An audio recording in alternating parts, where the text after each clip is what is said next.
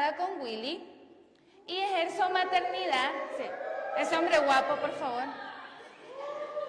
Él solo puede ofrecer una amistad sincera a todos ustedes, nada más, hasta allí. Ejerzo la maternidad con mi sobrina que tiene 15 años, ella se llama Astrid, y mi hija de 7 que se llama Elena.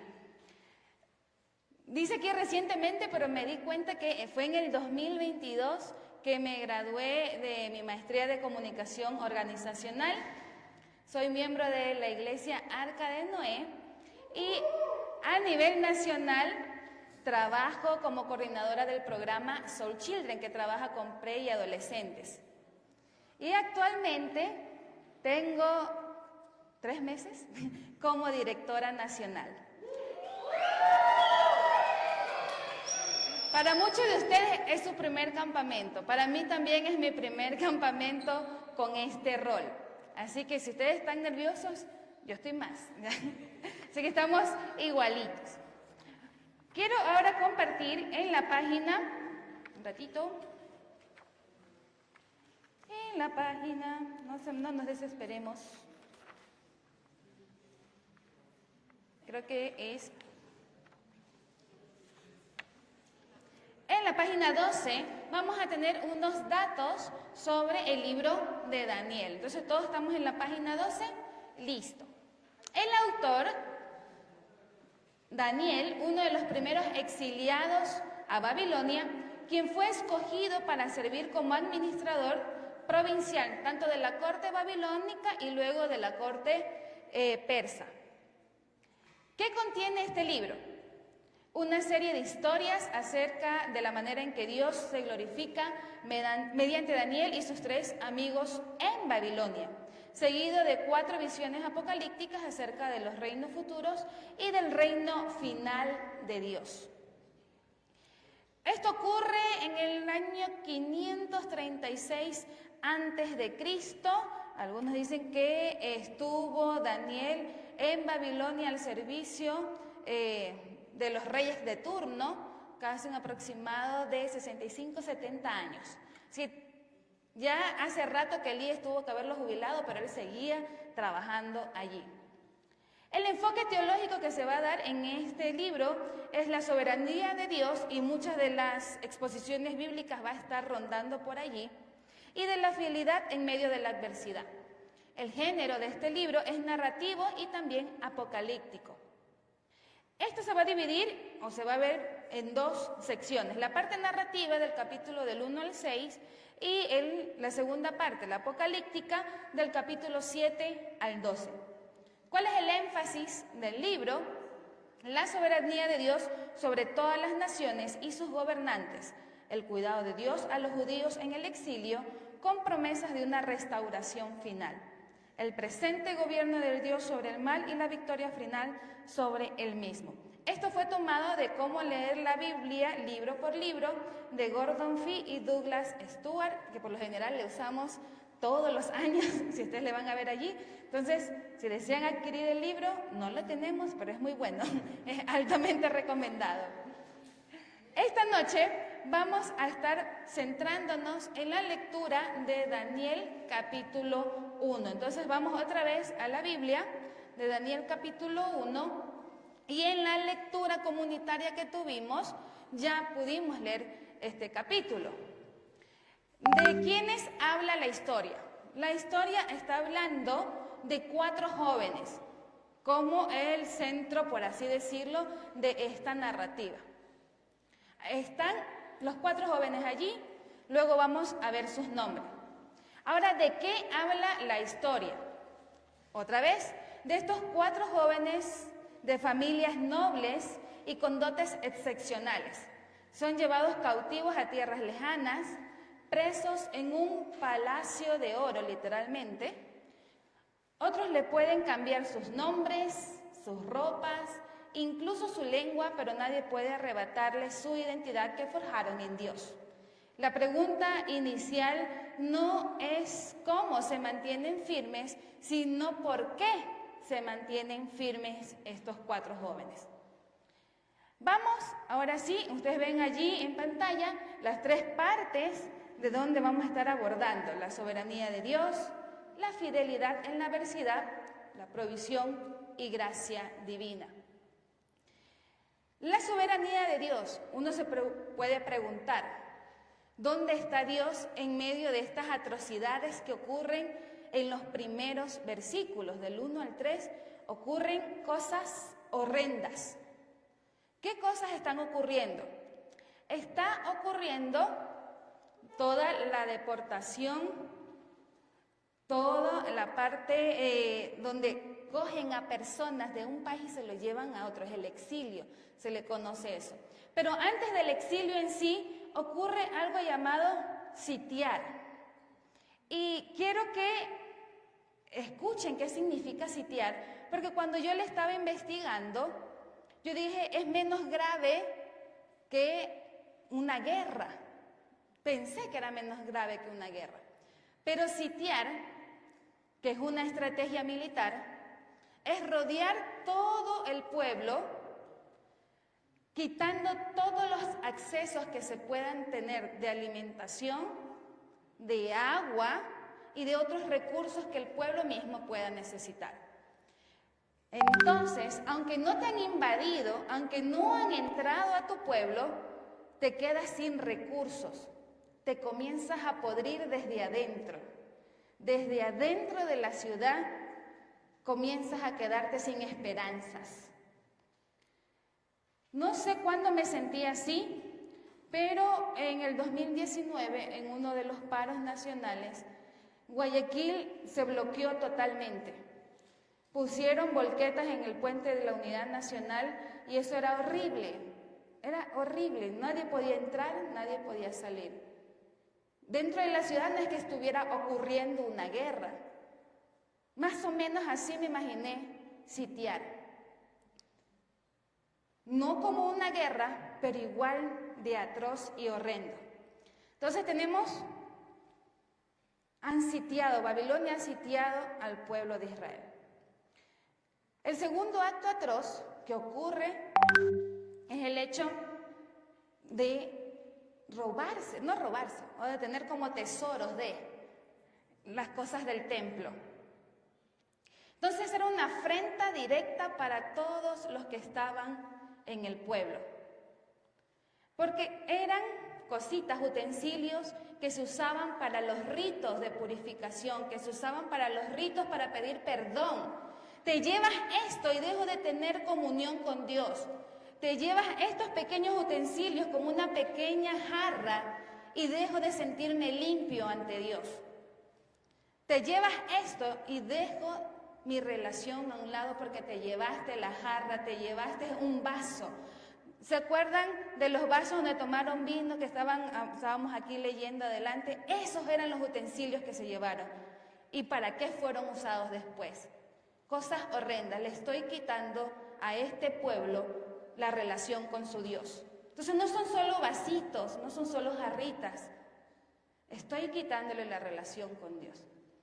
Y el tercer acto horrendo es de llevar personas cautivas a otro lugar.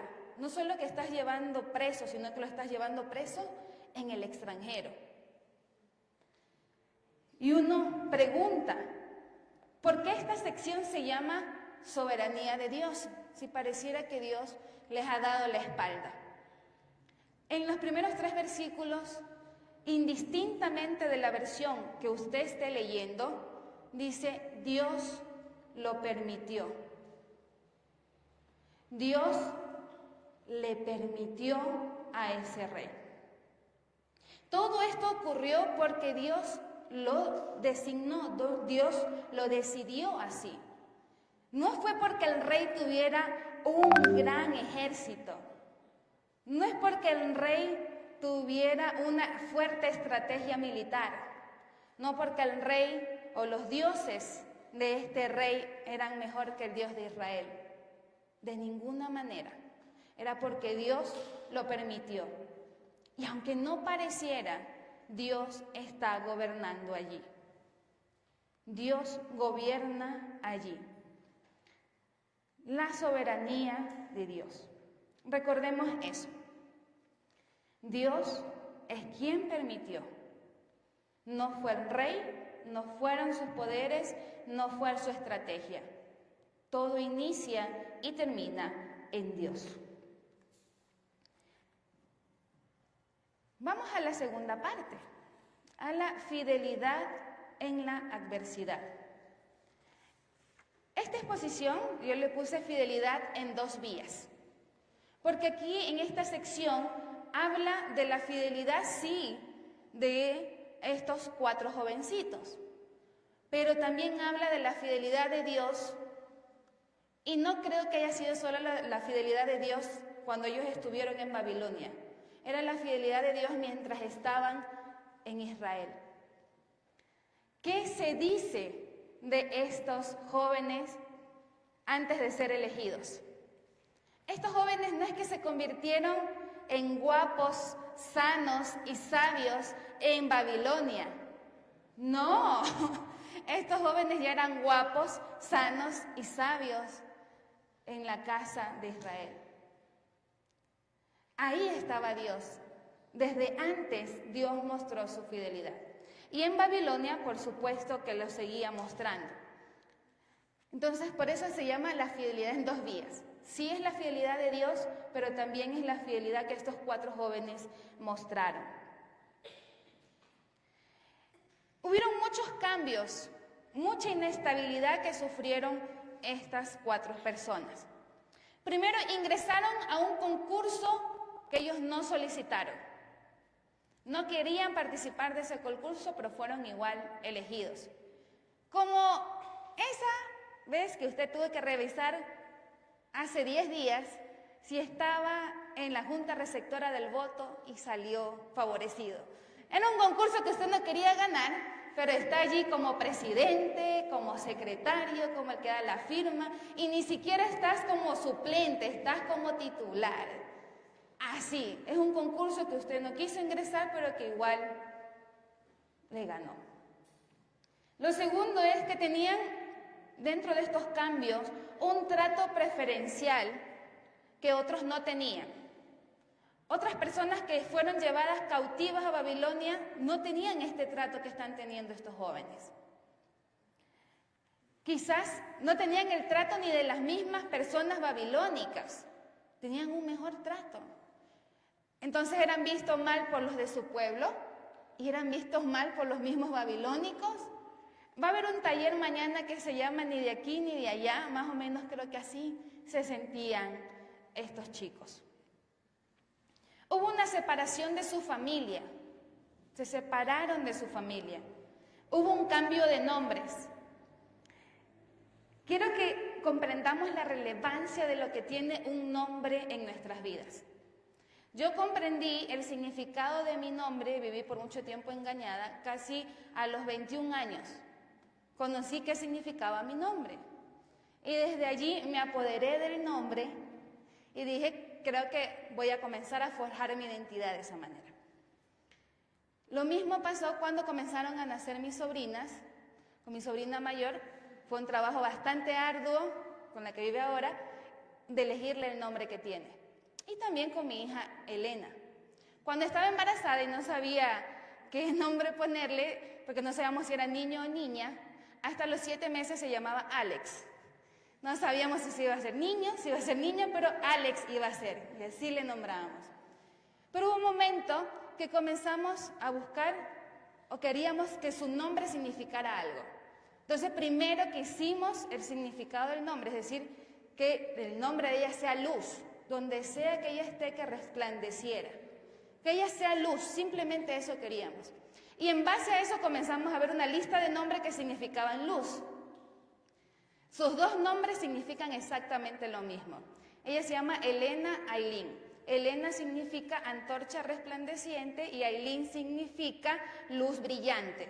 Es decir, que la niña, de todas las luces, es la más brillante. Es una niña súper humilde, desde el nombre. Este nombre te marca. El nombre te marca y crea tu identidad. Así que el cambio de nombre no era simplemente una renovación de cédula lo que pasaba aquí. Quiero decirles que Daniel significa Dios es mi juez, pero Belsasar significa protegido por Bel, que es una deidad babilónica. Ananías significa Yahvé ha sido misericordioso, pero Sadrach significa colocado bajo el comando de Aku, es decir, la luna. Misael significa ¿quién como Dios? Sin embargo, Mesac significa que la luna es protectora. Azarías significa Yahvé ha ayudado. Sin embargo, Abednego significa siervo de Nebo, que es otra deidad babilónica. Cambiaron sus nombres. Cambiaron sus nombres. Sin embargo, no cambiaron su identidad. ¿Recuerdan las lecturas que teníamos acá adelante más temprano? Viene la mujer del rey y no le dice, hay alguien llamado Belsasar. Dice, hay alguien llamado Daniel, que tu padre le cambió de nombre. La gente en el pueblo le seguía reconociendo como Daniel a esta persona. Este cambio de nombre fue pasajero, porque la identidad de Daniel estaba establecida bajo lo que significaba su nombre, Dios es mi juez. Otro cambio que pasaron fue abstenerse de alimentos que el rey les daba. No es que no pudieran beber vino, no es que no pudieran comer carne, sino todo el significado que había detrás de comer de lo que el rey comía. No solo tiene que ver con cuestiones ceremoniales de a quién era ofrecida la comida, sino que comer de lo mismo que come el rey significa estoy de acuerdo con todo lo que tú haces. Como de tu propia mesa y estoy de acuerdo contigo. Ahora tú eres mi rey porque me estás alimentando. Entonces, aparte de todas las cosas de ritos ceremoniales que habían a través del ofrecimiento de la comida, que podían probablemente haber ofrecido a los dioses, también tenía que ver con un acto de a quién le debo lealtad. Cómo contigo soy leal a ti.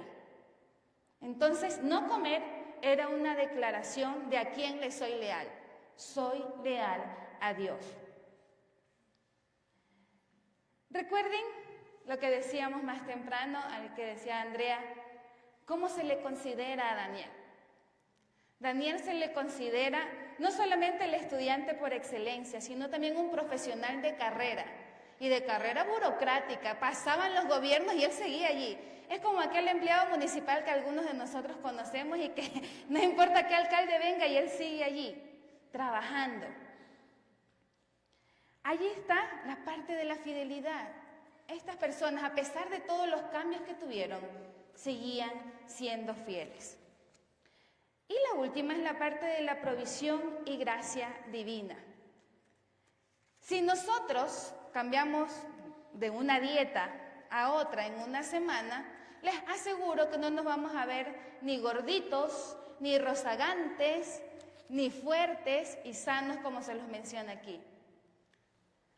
Les prometo que pudieron haber comido aire toda una semana estos 4 jóvenes e iban a seguir rozagantes, fuertes y más sanos que los otros, porque no tiene nada que ver con la comida que se negaron a comer y con lo que comenzaron a comer como verduras y agua. Eso sí, tomen mucha agua y coman sus verduras, no estoy diciendo nada de eso, pero no tiene que ver con eso, tiene que ver que era Dios el que les estaba protegiendo. Era Dios el que estaba supliendo todas sus necesidades. Y era Dios el que quería probar algo. Yo pruebo que yo te puedo sostener en este tiempo de angustia.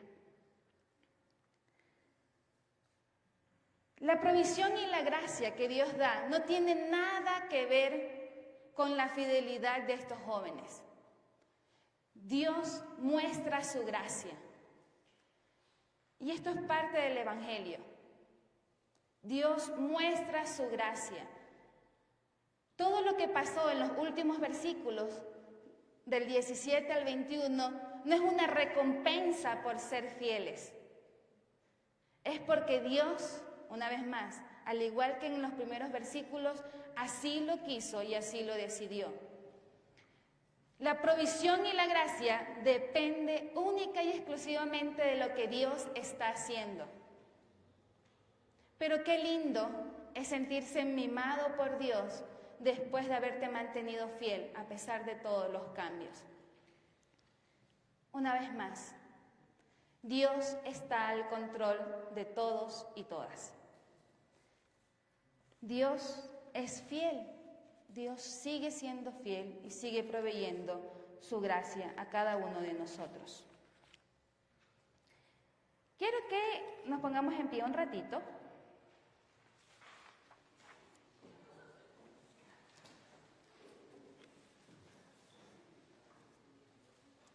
Y quiero leer en voz alta 3 compromisos. Los estudiantes universitarios y profesionales de la CESE reconocemos que Dios es el Señor de la universidad, de mi oficina, de mi trabajo.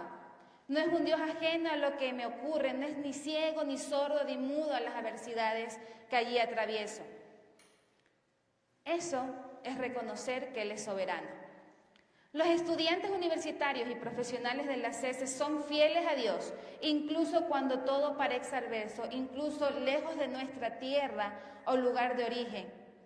Hemos decidido no contaminarnos, incluso si eso comprende abstenerse de cosas buenas. Eso es fidelidad en la adversidad. Y por último, los estudiantes y profesionales de la CESE tenemos siempre presente que es Dios quien nos provee y nos da sus dones. Y este es más bien un ejercicio de recordar y alabar a Dios, no tanto de exigir como algo que nos merezcamos. Eso es reconocer que Dios es quien provee y nos da de su gracia divina. Allí, puestos en pie, les invito a orar. Padre bueno, en esta noche reconocemos que eres soberano, que todo viene de ti. Eres la única fuente, Señor. Rogamos que tu Espíritu Santo nos mantenga firme en medio de la adversidad. Padre bueno, en esta noche te damos gracias por tu infinita bondad y misericordia.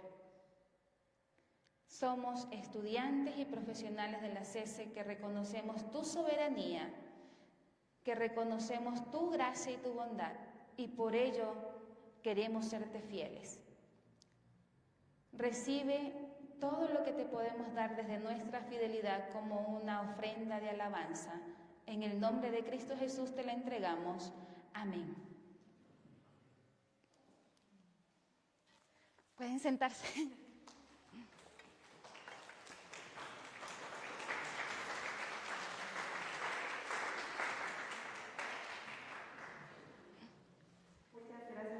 ¿Cuántos disfrutaron de esta primera exposición bíblica?